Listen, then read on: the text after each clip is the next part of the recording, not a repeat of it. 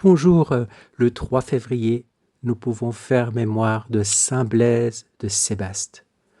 Saint Blaise de Sébaste, évêque et martyr, appartient à cette grande lignée des saints pasteurs de l'Orient chrétien qui ont uni la science humaine, la compassion et la sainteté de vie. Il naquit et vécut à Sébaste d'Arménie, aujourd'hui Sivas en Turquie, probablement à la fin du IIIe siècle. Médecin de formation, il exerçait son art avec un profond sens de la charité, voyant dans chaque malade un frère confié par Dieu. Sa réputation de sagesse, de douceur et de droiture le fit choisir comme évêque de Sébaste par le peuple et le clergé, selon l'usage de l'Église ancienne qui reconnaissait spontanément les véritables pasteurs. En temps de persécution, saint Blaise choisit une vie de retrait et de prière dans une grotte du mont Argé, vivant en ermite sans cesser d'être pasteur. Les récits anciens soulignent l'harmonie profonde qui régnait autour de lui. Les animaux sauvages venaient à sa caverne sans crainte, comme pour signifier que la création reconnaissait en lui un homme réconcilié avec Dieu.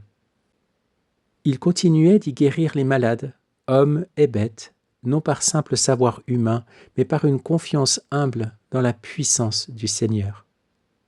Cette vie cachée, toute imprégnée de silence et de charité, manifeste la figure biblique du bon pasteur, retiré avec Dieu, mais toujours disponible pour sauver. C'est précisément cette renommée qui attira l'attention du gouverneur romain sous le règne de Licinius. Arrêté pour sa foi, Blaise fut soumis à de cruels supplices. La tradition rapporte qu'on tenta de le noyer, mais qu'il marcha sur les eaux, signe de sa confiance absolue dans le Christ. Touché par sa douceur, il rendit même témoignage à la miséricorde en sauvant miraculeusement un enfant mourant, étouffé par une arête de poisson. Ce geste de compassion au cœur même de l'épreuve est à l'origine de la vénération populaire de saint Blaise comme protecteur des maux de gorge. Finalement, il fut décapité vers 316, scellant par son sang la foi qu'il avait vécue dans la charité. Le culte de saint Blaise se répandit très tôt en Orient comme en Occident.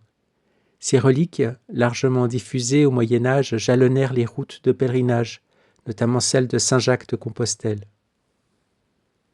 La bénédiction de la gorge et des cierges à sa fête liturgique demeure un geste profondément symbolique. Elle rappelle que le Christ guérit l'homme tout entier, corps et âme. Saint Blaise demeure ainsi une figure lumineuse de l'Église ancienne, un médecin devenu évêque, un ermite devenu martyr, témoin de cette vérité évangélique selon laquelle la vraie guérison naît de l'union à Dieu. Par sa vie et son martyre, il proclame que la douceur, la foi et la charité sont plus fortes que toute violence et que le pasteur véritable donne sa vie pour ceux qui lui sont confiés.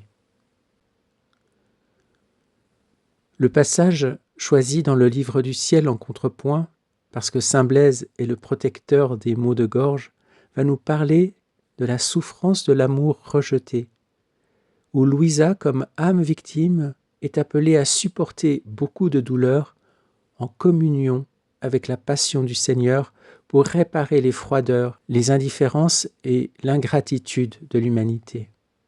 Et dans ce passage, les maux de gorge et l'asphyxie y tiendront une place non négligeable. Si ce passage n'est pas très réjouissant, il nous invite à toujours nous souvenir de la passion de notre Sauveur. Et Jésus nous redit ce matin ce qu'il a déjà dit à sainte Faustine: « Je désire que tu aies une connaissance plus profonde de l'amour dont mon cœur brûle pour les âmes, et tu le comprendras en méditant ma passion. » Nous sommes au tome 14, le 1er septembre 1922.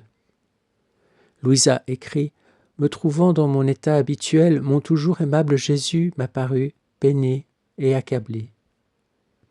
Ce qui l'étouffait le plus, c'étaient les flammes de son amour qui débordaient de son cœur. mais elles étaient forcées de se replier à cause de l'ingratitude humaine. Oh, comme son sacré cœur suffoquait et s'étouffait dans ses propres flammes. Il me demanda de le réconforter et il me dit « Ma fille, soulage-moi, parce que je n'en peux plus. Mes propres flammes me dévorent. Laisse-moi dilater ton cœur pour que j'y place mon amour et la peine de mon amour rejeté. Ah, la souffrance de mon amour excède toutes mes autres souffrances ensemble. » Pendant qu'il me disait cela, il mit sa bouche sur mon cœur et il souffla vigoureusement de telle sorte que j'ai senti mon cœur se dilater. Après, il le toucha de ses mains comme s'il voulait l'agrandir encore plus et il souffla de nouveau. J'ai senti que mon cœur allait exploser, mais Jésus continuait de souffler. Il le remplit complètement et le ferma de ses mains comme s'il le scellait de telle manière qu'il n'y avait aucun espoir que je sois soulagé. Il me dit « Fille de mon cœur, j'ai voulu sceller en toi mon amour et mes peines, afin que tu puisses expérimenter combien est terrible la peine de l'amour refoulé, de l'amour rejeté. Ma fille, sois patiente, tu vas souffrir davantage. C'est la souffrance la plus pénible, mais c'est ton Jésus, ta vie, qui veut ce soulagement de toi. Seul Jésus sait ce que j'ai alors souffert. Après que pendant toute la journée, je m'étais senti comme si j'allais mourir, mon doux Jésus revint et voulut continuer de souffler dans mon cœur. Je lui ai dit « Jésus, je ne peux plus l'endurer, je ne peux plus garder ce que j'ai. Pourquoi veux-tu m'en donner encore ?»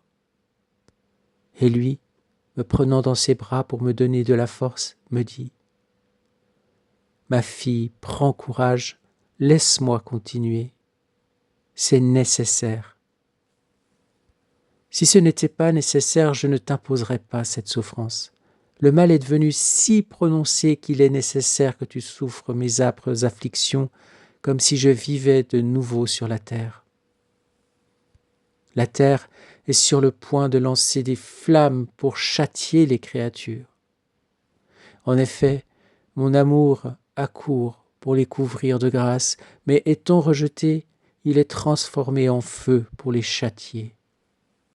En conséquence, l'humanité se trouve entre deux feux, le feu du ciel et le feu de la terre. Le mal est si répandu que ces deux feux sont prêts à s'unir et la peine que je t'ai fait éprouver se place entre les deux feux pour les empêcher de s'unir. Si ce n'était pas de cela, la pauvre humanité tout entière connaîtrait sa fin. C'est pourquoi laisse-moi continuer. Je serai avec toi pour te donner la force. » En disant cela, il continua de souffler, et moi, incapable d'en endurer davantage, je lui ai demandé de me soutenir de ses mains et de me donner sa force. Alors Jésus me toucha. Prenant mon cœur dans ses mains, il l'étira si fortement que lui seul sait quelle souffrance il me causa.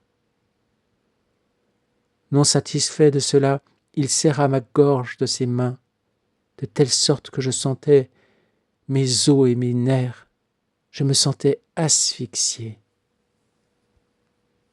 Ensuite, après m'avoir laissé dans cette position un certain temps, il me dit avec une totale tendresse « Prends courage, la génération actuelle est dans cet état. Les passions et les vices qui la dominent sont si nombreux et si variés qu'elle en est étouffée. La putréfaction et la fange atteignent un tel niveau qu'elle est sur le point d'être submergée. Voilà pourquoi je t'ai fait souffrir les peines de l'asphyxie dans ta gorge, parce que cette souffrance est celle du moment final. Je t'ai demandé cette réparation parce que je ne peux supporter plus longtemps que l'humanité s'étouffe dans sa malice. Mais sache que j'ai moi aussi enduré cette souffrance. Lorsqu'ils m'ont crucifié, ils m'ont étiré si durement sur la croix que j'ai senti mes nerfs se tordre et être déchiquetés. Mais ma gorge subit une plus grande souffrance et un étirement plus violent à tel point que je me suis senti asphyxié. C'était le cri de toute l'humanité submergée par ces passions qui me serraient la gorge et m'étouffaient. Cette souffrance était terrifiante. L'étirement des muscles de mon cou fut si grand qu'il semblait être détruit, incluant ceux de ma tête, de ma bouche et de mes yeux. Le degré de la tension était tel que le moindre mouvement me donnait une douleur mortelle.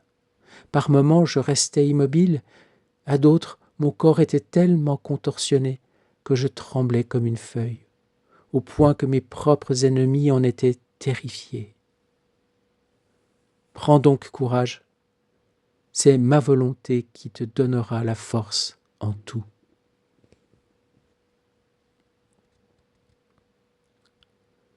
Oui Seigneur, en ce jour nous voulons garder en mémoire ta sainte et douloureuse passion, celle que tu as vécue du jeudi au vendredi saint et qui est l'image, le prototype de cette souffrance continuelle que tu as vécue depuis le premier instant de ta conception dans le sein de la Vierge Marie. Une passion pour le salut et la gloire de Dieu, pour le rachat et la réparation de tant de péchés de toutes les générations humaines. Cette souffrance endurée par amour, Seigneur, c'est un signe de l'amour. Elle n'est pas belle en soi, cette souffrance, elle est même terrifiante.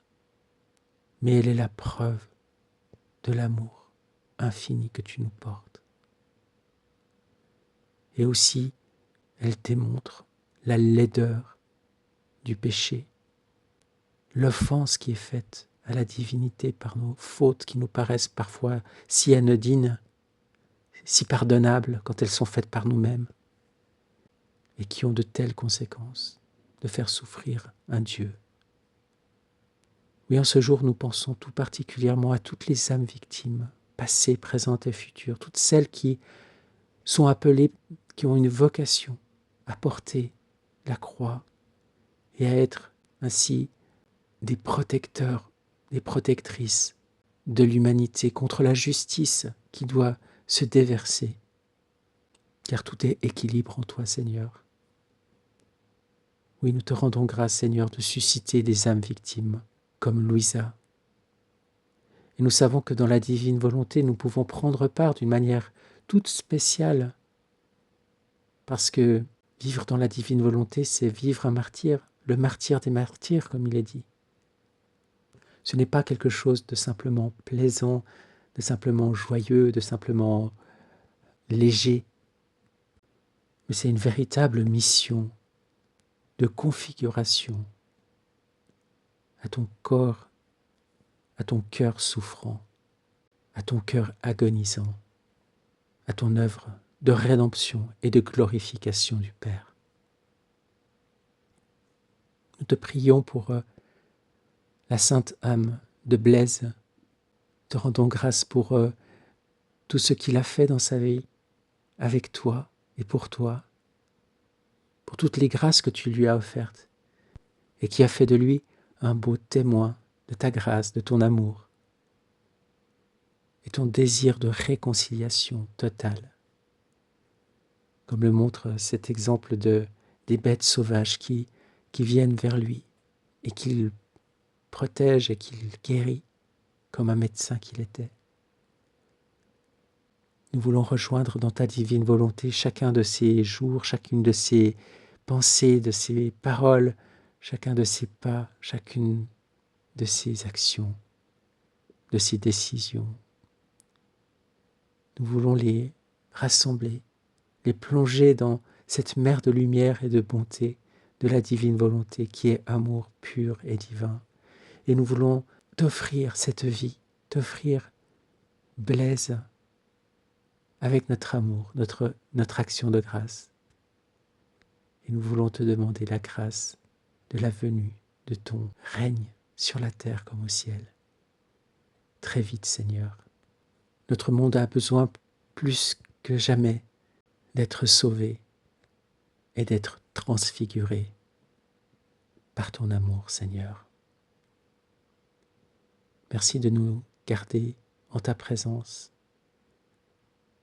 et de graver dans nos cœurs et notre mémoire ta sainte et divine passion. Amen. Fiat. Bonne journée et à demain.